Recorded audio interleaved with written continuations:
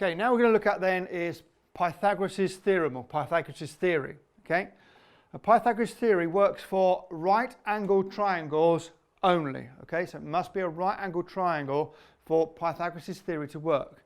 Now Pythagoras said that a squared plus b squared will always equal c squared. You can see on our right-angled triangle here, a is the base, b is the upright and perpendicular to a, and c is the longest side, which we call the hypotenuse on any triangle. So a squared plus b squared equals c squared. So here I've got a 3, 4, 5 triangle. So this could be 3 centimetres or 3 metres, 4 centimetres, 4 metres, 5 centimetres, 5 metres. Okay? So 3 squared equals 9, 4 squared equals 16. So a squared plus b squared equals c squared. So 9 plus 16 gives me 25. The square root of 25 is 5. So therefore we've got a 3, 4, 5 triangle which can be worked out easily using that formula. Okay. Interestingly, this type of question sometimes appears on a non-calculator paper because it's fairly simple square numbers. Back to an earlier lesson or earlier video, the importance of learning those first 12 square numbers. Well, this is where it comes in. Okay, so let's have a look at an example then. So I've got 7 metres for this length here, and I've got a base of 10 metres, but I want to find this length here, the hypotenuse, okay, which I'm going to label as C for the ABC to work, but sometimes it's labelled as X or even as H for the hypotenuse. Okay, so I've got A squared plus B squared equals C squared. So I've got 7 squared plus 10 squared equals C squared. So 7 squared is 49 plus 10 squared is 100. So that equals 149. All that remains now is I need to square root that 149. So square root, denoted by this symbol here, is 149 equals 12.2. So have a quickly look at that, how that looks on a calculator. So it goes 7 squared plus 10 squared equals square root 12.2. Let's have a look at a different example then.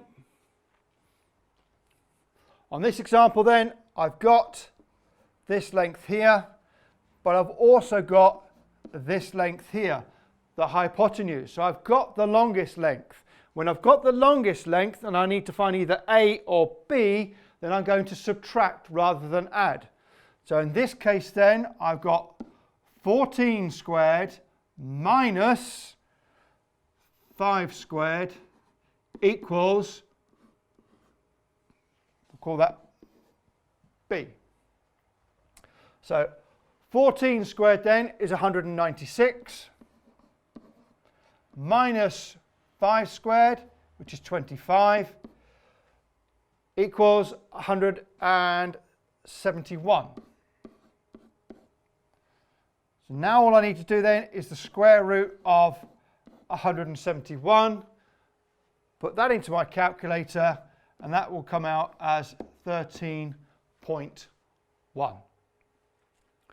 So here I've got the hypotenuse, so I'm going to subtract. So 14 squared, take away 5 squared, will equal B squared, this length that I'm missing here. So if we look at another example, in this case then, I've got the longest length again. This time I've got this one, and I want to find that one, A. So because I've got the longest side, that's going to be first. So I've got 12 squared, subtracting 6 squared equals A squared. So 12 squared, 144, minus 6 squared, which is 36.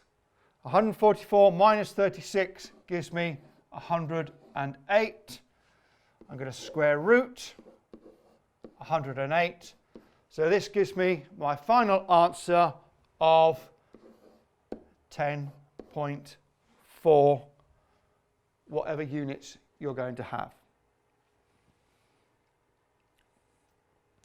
Slightly different type of question, but used in exactly the same manner. A ship leaves port and sails 4 kilometers north. So here's my ship, and he sails 4 kilometers north. He then turns due east. So turning due east, he's going to turn through an angle of 90 degrees, and he's going to sail due east for 6 kilometers. So because he's turned 90 degrees, yeah, that gives me a nice little right angle there.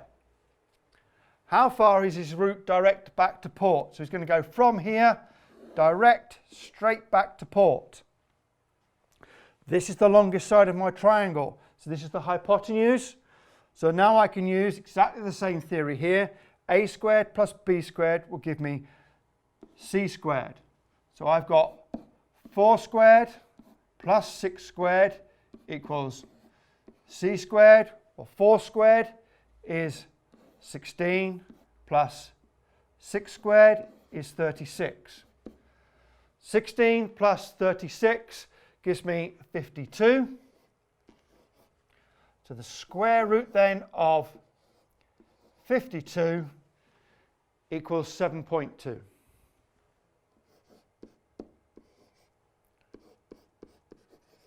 So the ship's journey direct back from this point here, 6 kilometers, due east, back to port is 7.2 kilometers.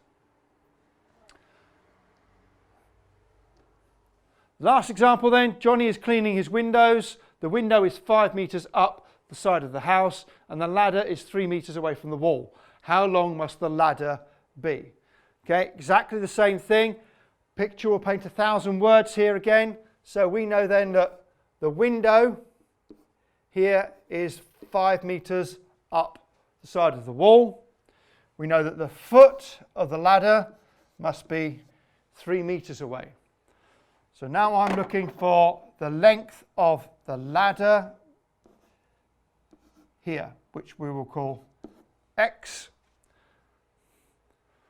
So again, I've got my right angle here. I'm looking for the longest side. So A squared plus B squared equals C squared. So I've got 5 squared plus 3 squared equals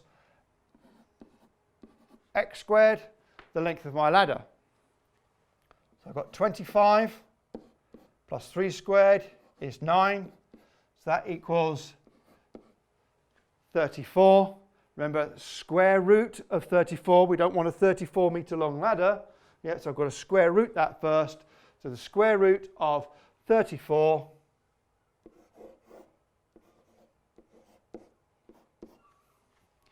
is 5.8. So the minimum length my ladder must be is 5.8 meters. And that is Pythagoras' theorem.